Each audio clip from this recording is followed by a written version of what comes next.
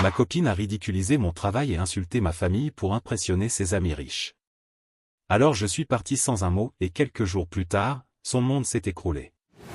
Je m'appelle Wesley, mais mes proches m'appellent Wa. J'ai 32 ans et j'enseigne le basket à des adolescents en difficulté dans un centre communautaire local. Ce n'est pas un métier qui paie beaucoup, mais ça suffit pour vivre et surtout, ça me permet d'avoir un vrai impact dans la vie de ces gamins. Je fais ça depuis des années, et j'adore mon boulot.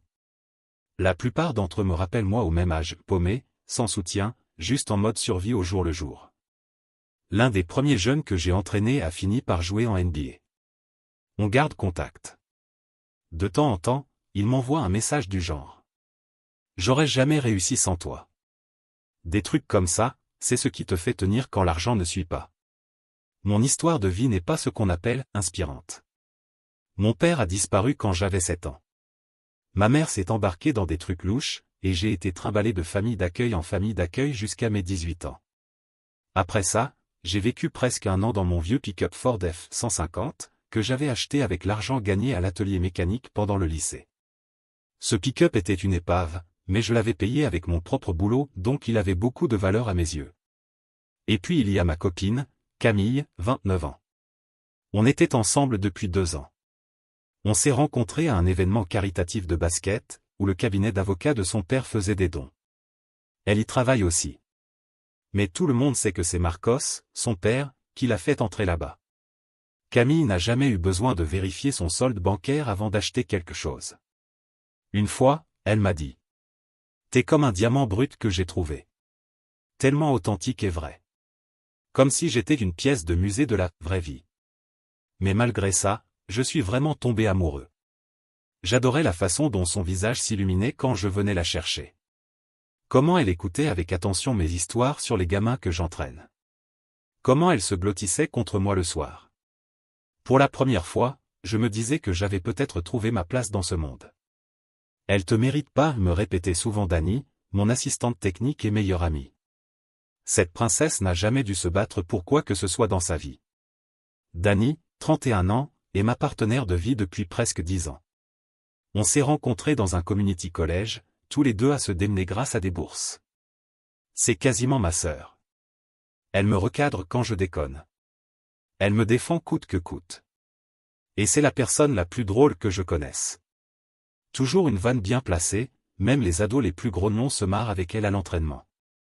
Juste parce qu'elle porte des chaussures à 1000 balles, ça veut pas dire qu'elle vaut plus que toi, disait-elle. Souviens-toi de qui est le vrai prix dans cette relation. C'est toi, pas elle.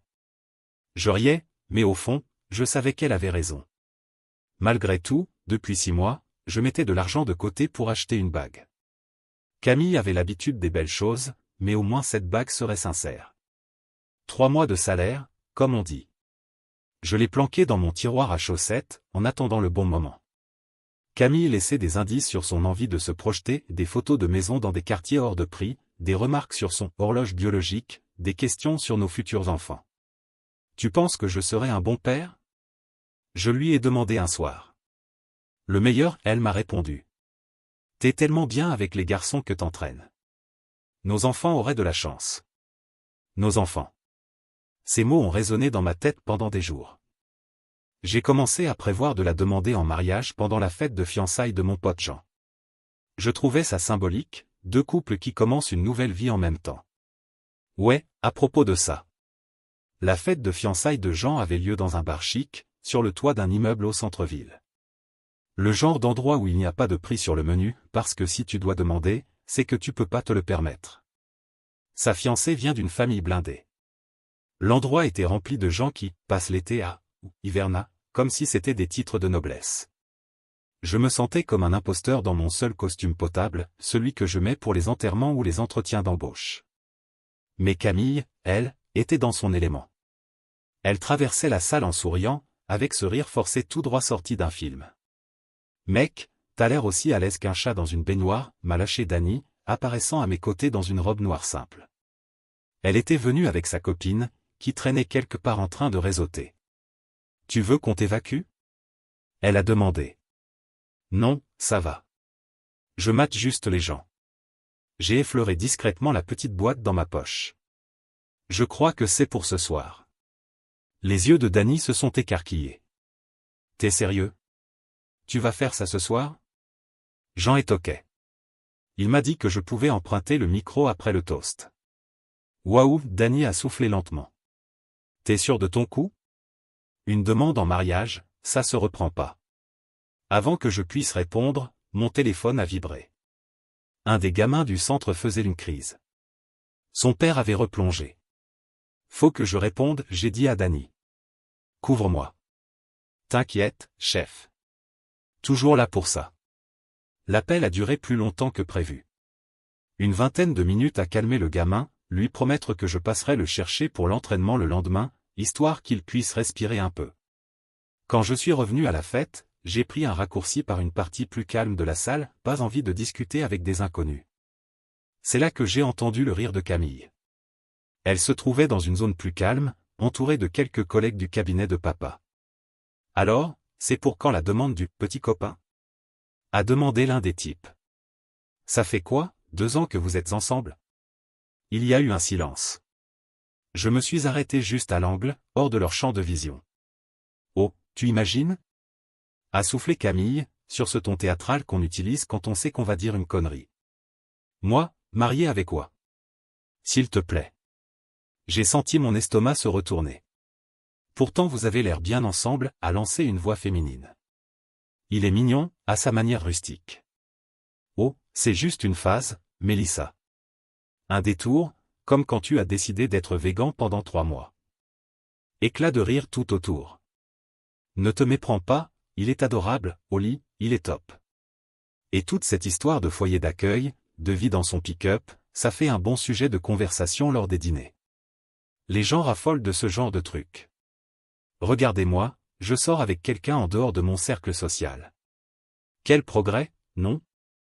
La petite boîte dans ma poche me brûlait presque la jambe. Mais pour un mariage? Soyons sérieux. Sa voix est devenue plus froide, plus calculatrice. Ce mec est coach de basket pour des ados en difficulté. Il conduit une vieille Jeep de 10 ans. Il achète ses fringues dans des outlets. Qu'est-ce qu'on pourrait bien se dire à un dîner de gala?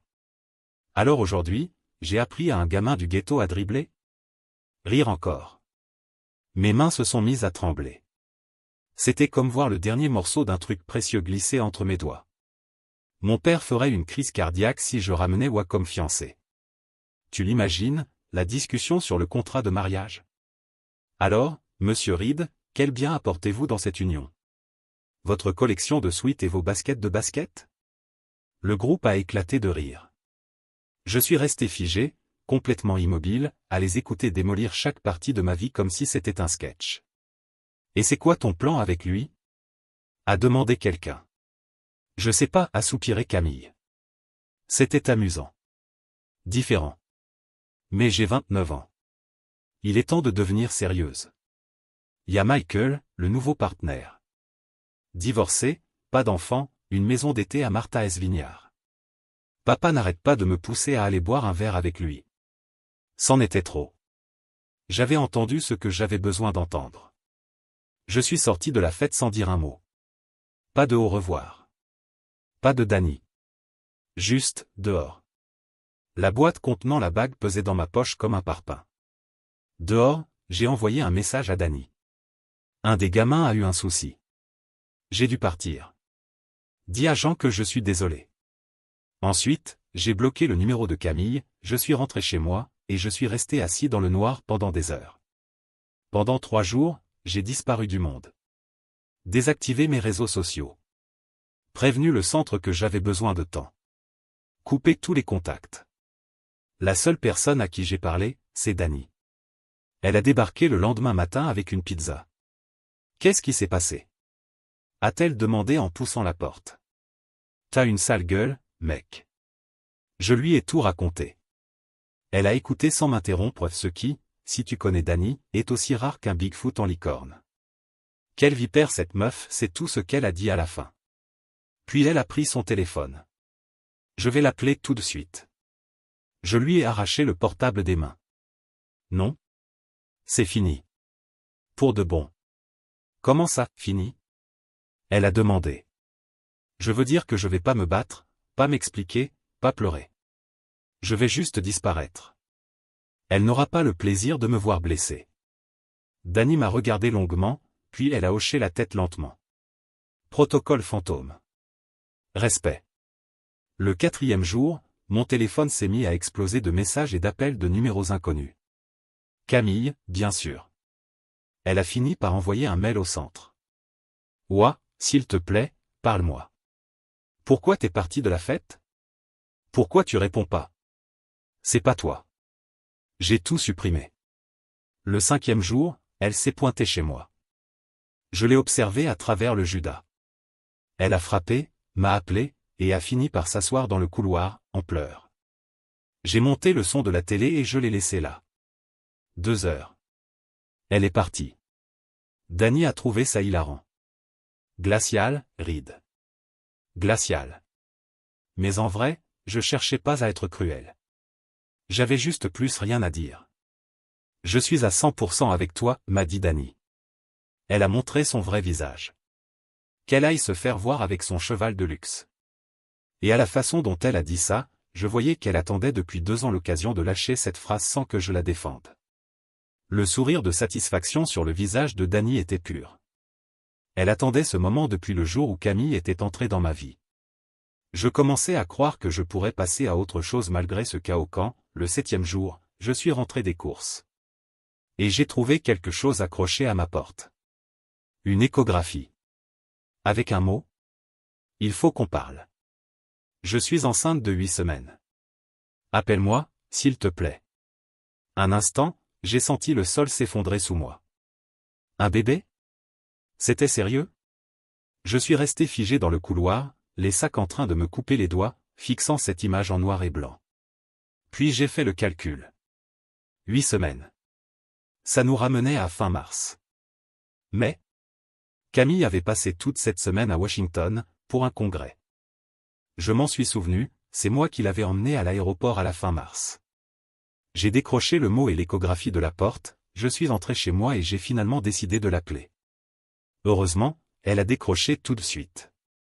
Ouah! J'étais tellement inquiète. L'échographie, elle est vraie? Bien sûr qu'elle est vraie. Je ne mentirai jamais sur un truc pareil. Je suis enceinte, ouah. On va avoir un bébé. Et, ça s'est passé quand exactement? Parce que, selon l'échographie, t'es tombée enceinte pendant que t'étais à Washington, pour le congrès de mars. Silence. Long silence. C'est juste une estimation, le médecin a dit que ça pouvait dater d'entre 6 et 10 semaines, non? Ma voix est sortie étrangement calme. Bon, dans tous les cas, ça ne me concerne pas. Comment ça ne te concerne pas? Si je suis enceinte, ça te concerne complètement. Voilà, c'est exactement ça. À la fête de Jean, tu as bien précisé que je n'étais qu'une phase. Une distraction. Un détour. Donc, ce que tu vis là, c'est ton problème. Pas le mien. Autre silence. Puis un sanglot discret.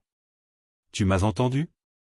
Mon Dieu, ouah, je ne pensais pas un mot de tout ça. J'essayais juste de m'intégrer. Tu sais comment sont ces gens-là? Non, Camille. Je ne sais pas comment ces gens-là sont. Je suis juste un coach de basket pour jeunes en galère, tu te souviens? Qu'est-ce que je saurais de ton monde? S'il te plaît, on peut se voir? J'ai quelque chose à te montrer. Quelque chose qui prouve ce que je ressens vraiment. J'aurais pu raccrocher. Mais une part de moi avait besoin de clore cette histoire.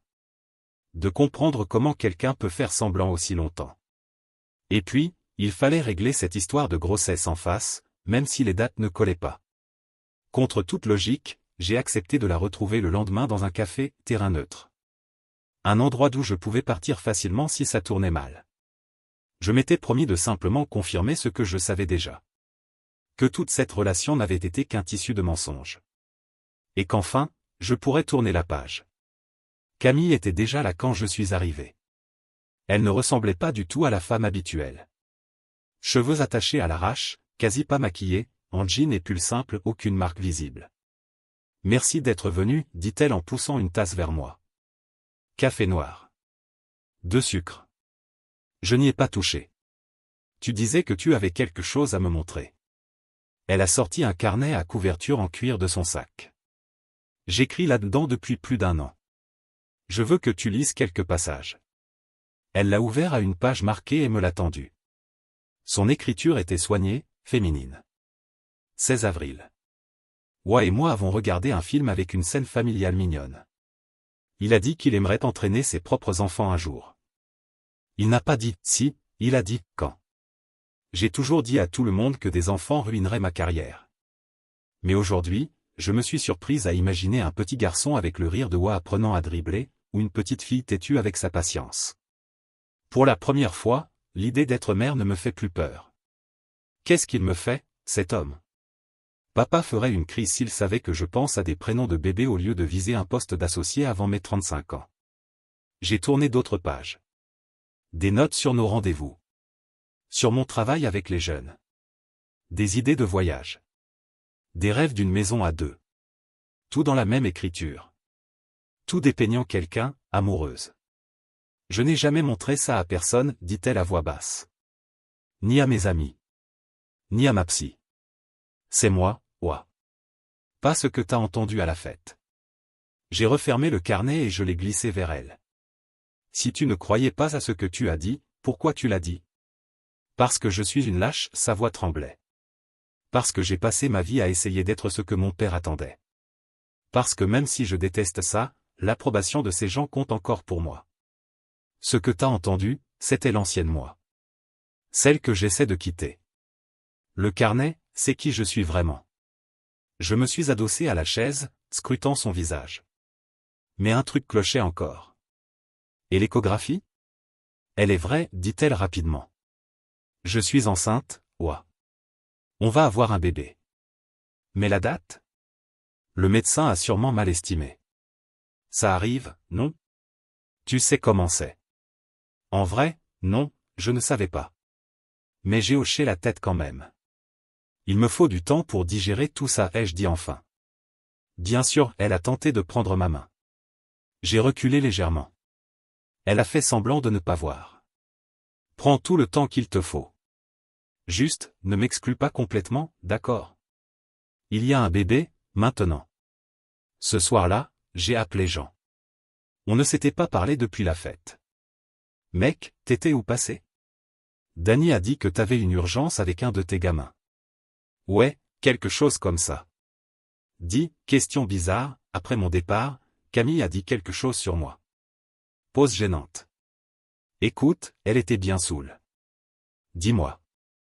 Elle a sorti des blagues bizarres avec ses collègues. Elle imitait ta façon de parler, se moquait de ton job. C'était moche.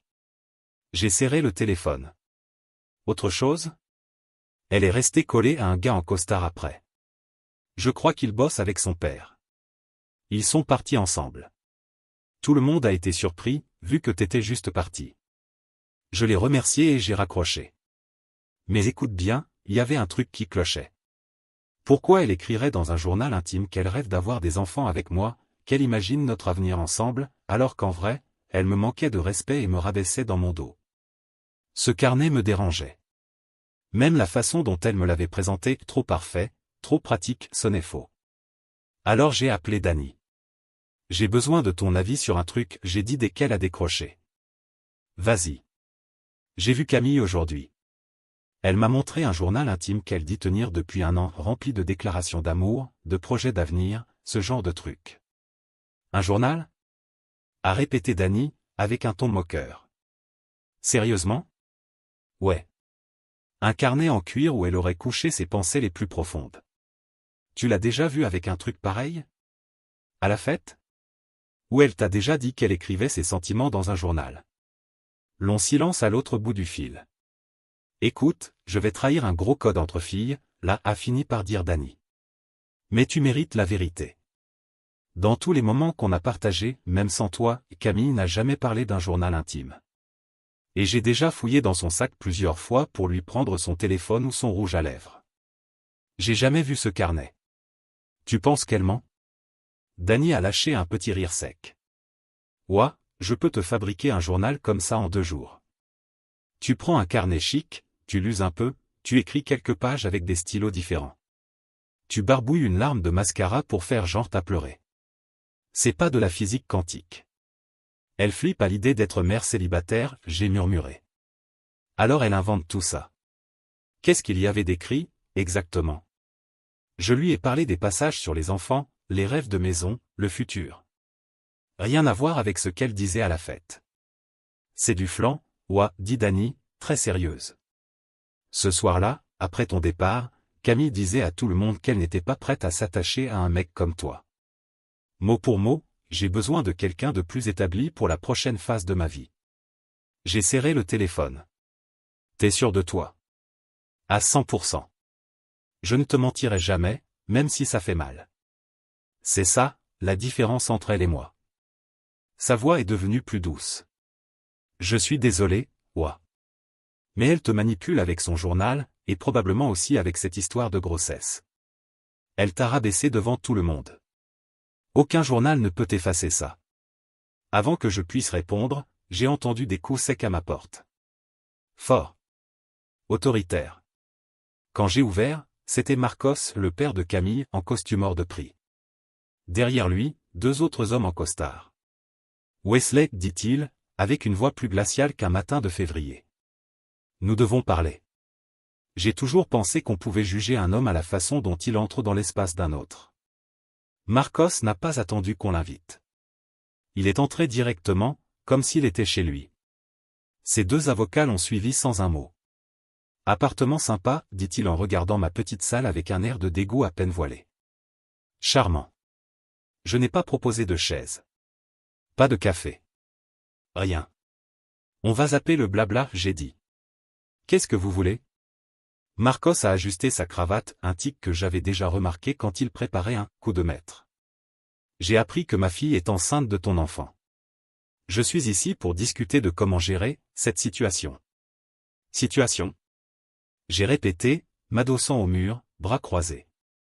Intéressante manière de parler de votre petit-fils. Un des avocats, tête de fouine, cheveux clairsemés, a avancé d'un pas. Monsieur Marcos souhaite uniquement assurer le bien-être de sa fille et du bébé. Vu votre situation financière, nous pensons qu'il serait judicieux de formaliser les conditions de soutien. L'autre a enchaîné. Nous avons déjà rédigé un document préliminaire, pension, droit de visite, ce genre de choses. J'ai failli éclater de rire.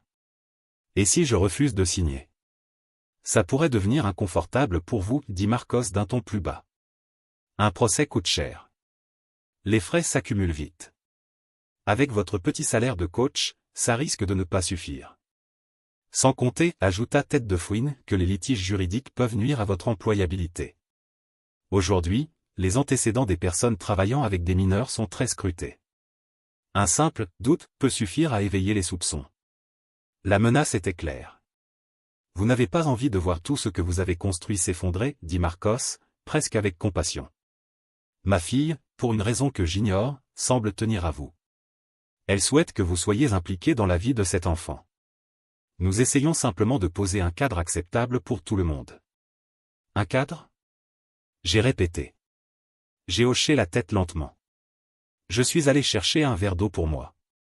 Rien pour eux. Voici mon cadre, ai-je dit, calmement. Test de paternité, avant toute chose. Le visage de Marcos s'est crispé comme s'il avait senti du lait tourner. C'est une insulte envers ma fille. Pas plus insultant que de débarquer chez moi avec des menaces déguisées. Pas de test, pas de discussion. Tu plaisantes, ouah? Tu crois vraiment que Camille aurait menti sur une grossesse de 8 semaines? C'est ce que dit l'échographie, ai-je répliqué. Et il y a 8 semaines, ta fille était à Washington, à un congrès d'avocats. J'ai encore le reçu du billet d'avion dans mes mailles. C'est moi qui l'ai conduite à l'aéroport. Cette phrase est tombée dans la pièce comme une brique. Les yeux de Marcos se sont plissés. Et d'ailleurs, ai-je poursuivi, j'ai des preuves que le bébé pourrait être d'un autre. Quelqu'un, de ton propre cabinet. La porte s'est ouverte derrière eux. Dany est entré. Parfaite, comme toujours, ai-je murmuré. Ouah, convention d'avocat? Lança-t-elle enjouée en déposant son sac. J'ai raté les goodies? Stylo gratuit? Carnet en cuir? Ceci est une conversation privée, répliqua tête de fouine, tendue. Non, Justement, ce ne l'est pas, dit Dany, s'installant sur mon canapé comme chez elle. Je suis la conseillère juridique de Wa dans cette affaire. Vous êtes avocate? Demanda l'autre, sceptique. Non. Juste une femme qui déteste voir des hommes bien se faire écraser par des bourgeois arrogants. Rien de personnel, hein? Ajouta-t-elle avec un grand sourire. Marcos semblait au bord de l'AVC. Écoutez-moi bien. Non? C'est à vous d'écouter maintenant, ai-je coupé. Voilà la règle, Camille fera un test de paternité. Si, et seulement si, le bébé est de moi, on parlera. Jusque-là, y a rien à discuter. Et si on refuse? Défia Marcos. Alors je rends public l'enregistrement de Camille à la fête. Tout ce qu'elle a dit sur moi. Sans compter les messages que j'ai encore d'elle. Bluff. Mais il ne le savait pas. J'imagine déjà ce que penseraient les associés de votre cabinet en entendant les propos, disons, colorés, de votre fille sur l'origine sociale des gens. Pas très inclusif. Pas top pour l'image d'un cabinet d'avocats de nos jours. Marcos serra les dents. L'avocat lui souffla quelque chose à l'oreille. Très bien, dit-il, tendu. Le test de paternité, mais discrètement. Dans le cabinet de notre médecin de famille. Hors de question, répliqua Dany immédiatement. On choisira un laboratoire indépendant. Rendez-vous séparés. Sauf si vous comptez truquer les résultats aussi. Je lui ai lancé un regard, mais elle haussa les épaules, imperturbable. Un labo indépendant, ça me va, ai-je approuvé. Demain. En partant, Marcos s'est retourné. Si tu es le père, Wesley, ne crois pas que tu y échapperas. Tu prendras tes responsabilités. Une fois seul, Dany a sifflé. Mec, j'aurais dû filmer ça. T'étais tellement calme. On aurait dit que t'avais de la glace dans les veines. Je joue la carte du long terme, ai-je soufflé. Ça a toujours été mon jeu. Le résultat du test est arrivé exactement comme je m'y attendais.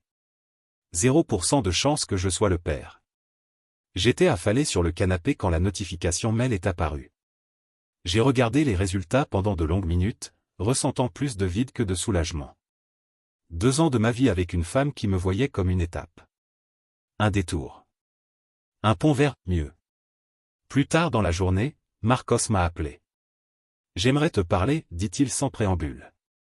Sa voix était différente. Fatigué. Seul. Pas d'avocat. Pas de Camille. On s'est retrouvés dans un parc du centre-ville. Il avait l'air pluvieux.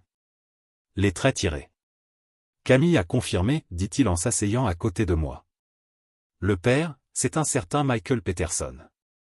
Un jeune associé du cabinet. Ils ont eu un moment ensemble après la fête de fiançailles de ton ami. J'ai failli rire. C'est marrant, ai-je dit. À la fête, elle disait qu'il était associé principal. Même dans ses mensonges, elle lui file une promotion. Je te dois des excuses, Wesley, poursuivit-il, à ma grande surprise. Je suis entré chez toi, je t'ai menacé à cause d'un mensonge de ma fille. C'était mal. Carrément. Pour ma défense, je l'ai cru. C'est ma fille. Mais là, j'ai du mal à me souvenir pourquoi. Et maintenant? Ai-je demandé. Pas parce que je m'en souciais, mais parce que je voulais en finir. Michael a été contraint de démissionner. Le cabinet ne pouvait pas encaisser le scandale. Il a poussé un long soupir. Et Camille, elle aura un soutien financier, mais il y aura des conséquences. On est resté silencieux un moment, à regarder un match de basket à proximité. Tu sais, dit Marcos, enfin, j'ai jamais compris ce qu'elle voyait en toi. Sans vouloir te vexer. Aucun problème. Mais en te voyant gérer tout ça, avec dignité, sans froid. Je crois que c'est moi qui n'ai rien compris. Il m'a tendu la main. Je suis vraiment désolé pour ce que j'ai fait. Je l'ai serré brièvement. Occupe-toi de ta fille. Et de ton petit-fils. C'est tout ce qui compte maintenant. Et toi? Tu vas faire quoi? Je me suis levé. Avancer. Vivre ma vie. Et c'est ce que j'ai fait. Ça ne fait que 6 semaines. Les conséquences pour Camille ont été rapides et brutales. D'après Jean, qui est toujours en contact avec la cousine de la fiancée, employée du cabinet, Marcos n'a pas seulement forcé Michael à démissionner. Il a aussi coupé les ponts avec Camille. Apparemment, le scandale du test de paternité a été la goutte d'eau. Après des années à couvrir ses frasques, le cabinet gérait déjà des soucis d'image, et Marcos ne pouvait pas se permettre un scandale personnel de plus. Mec, elle s'est fait virer de son bel appart au centre-ville, m'a raconté Jean en buvant une bière avec moi le week-end dernier. Marcos a gelé tous les comptes de Camille, a repris la voiture, et lui a dit que, pour la première fois de sa vie, elle allait devoir faire face aux conséquences de ses actes. Apparemment, elle vit maintenant chez une tante maternelle dans un quartier pourri de la ville, m'a confié Jean. Le même quartier que Marcos dénigrait sans arrêt. Poétique, non? Son Instagram a disparu juste après. Fini les photos filtrées ou les citations inspirantes sur le fait de « vivre sa vérité ». Et ce fameux Michael? Non seulement il a quitté la ville, mais il a été blacklisté de tous les cabinets d'avocats dignes de ce nom dans l'État. Marcos s'en est assuré personnellement. Les associés du cabinet étaient fidèles à la réputation du cabinet. Pas à un flirt de la fille du patron. Michael bosse maintenant dans un poste corporate basique à Omaha, envoyant des chèques de pension qui couvrent à peine les couches. Et moi, alors? Je n'ai pas attendu de voir le cirque s'effondrer. J'ai pris l'argent de la bague et j'ai versé un acompte sur un petit local commercial, pas loin du centre communautaire. Avec Danny, on a ouvert notre propre académie de basket pour jeunes. Ça fait tout juste 3 semaines. Tout s'est enchaîné très vite après. Tu te souviens de ce gamin que j'avais aidé, il y a des années? Celui qui est allé en NBA. Il a entendu parler du projet, et m'a contacté. Il voulait sponsoriser. Mettre son nom sur le programme. Du jour au lendemain, on avait un vrai budget. Du matos offert. Et même une couverture médiatique. Tu sais ce que j'aime chez toi, ouais? M'a dit Danny hier, alors qu'on accrochait l'enseigne de l'académie. Tu ne te venges pas. Tu t'améliores.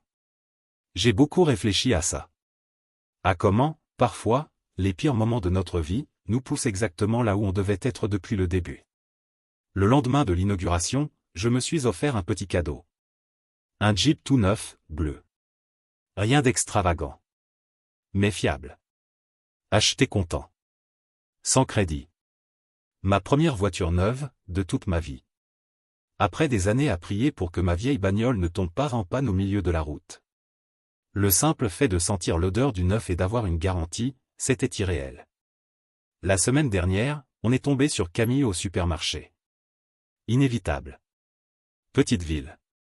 Elle était méconnaissable. Le bébé attaché contre elle, dans une écharpe de portage.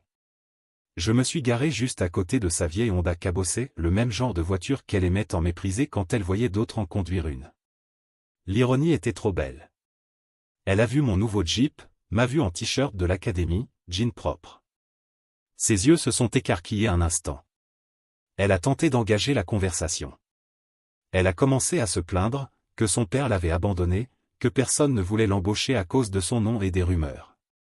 Qu'elle galérait à payer le loyer avec des pourboires de serveuse. J'ai juste hoché la tête et dit. Compliqué. Et je suis parti. Pas par cruauté. Mais parce qu'il n'y avait plus rien à dire. Toujours aussi glacial, a commenté Danny en rangeant les sacs dans le coffre du Jeep. Même pas cligner des yeux. C'est pas de la froideur, ai-je corrigé. C'est de la clôture. Plus tard, pendant qu'on préparait le gymnase pour le prochain entraînement, Danny m'a demandé.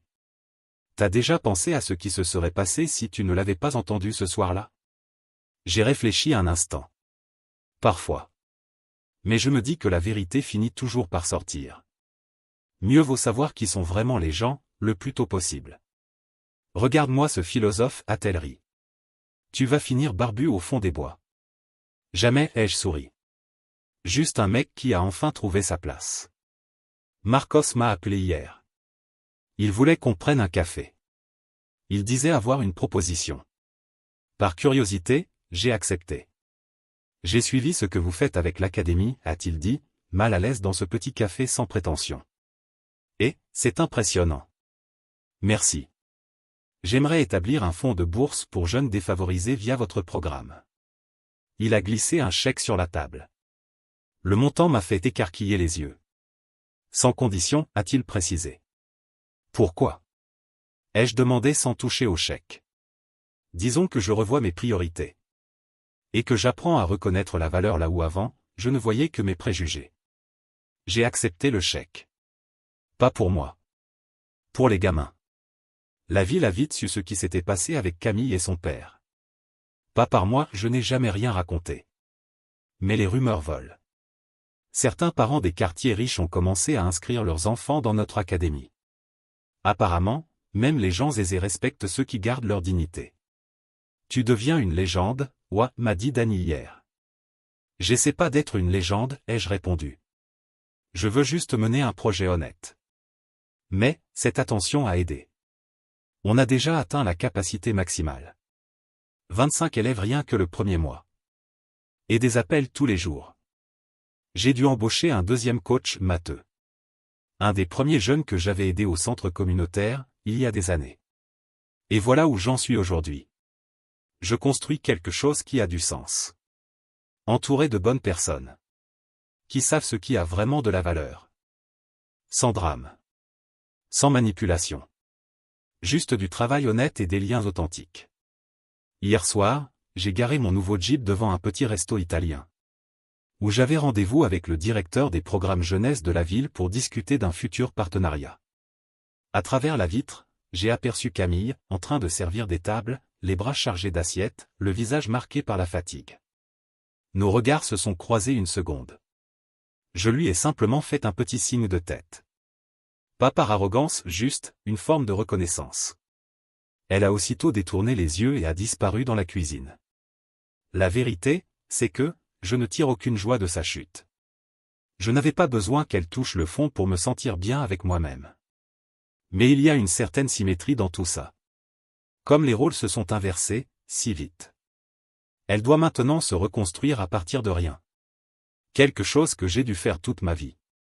Sauf que moi, en le faisant, je n'ai jamais regardé personne de haut. Est-ce que je pense à Camille parfois? Oui. Mais pas avec colère. Plutôt avec une forme de recul lucide. Comme si certaines personnes entraient dans notre vie. Juste pour nous montrer qui on ne veut surtout pas devenir. Et peut-être aussi, qui on est vraiment. J'ai entendu dire qu'elle essaie de s'en sortir. Elle vit dans un studio minuscule avec le bébé. Parfois, je la croise à pied, en route vers son boulot.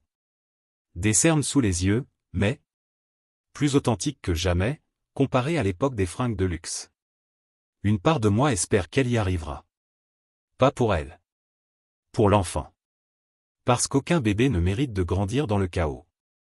Parfois je pense aussi à cette bague. Celle qui a passé des mois dans mon tiroir à chaussettes. Celle que j'ai failli offrir, à la mauvaise personne. C'est fou comme l'univers fonctionne. Cet argent-là est devenu la graine. De ce qui est aujourd'hui la meilleure chose qui me soit jamais arrivée. Mais une chose est sûre. Plus jamais je ne laisserai quelqu'un d'autre définir ma valeur. Les jeunes de l'académie me voient tel que je suis. Dany me voit. Et surtout. Moi, je me vois clairement. Pas mal. Pour un gars qui a vécu dans son pick-up. Pas mal du tout. Commentaire Monsieur Reddit. Il y a des gens qui entrent dans notre vie comme des tempêtes, pour tout chambouler, et d'autres comme des phares, qui nous guident vers qui on est vraiment. Oua a survécu aux deux. Et aujourd'hui, il ne brille pas pour se venger. Il brille parce qu'il a enfin compris sa propre lumière. Et ça, c'est la vraie victoire.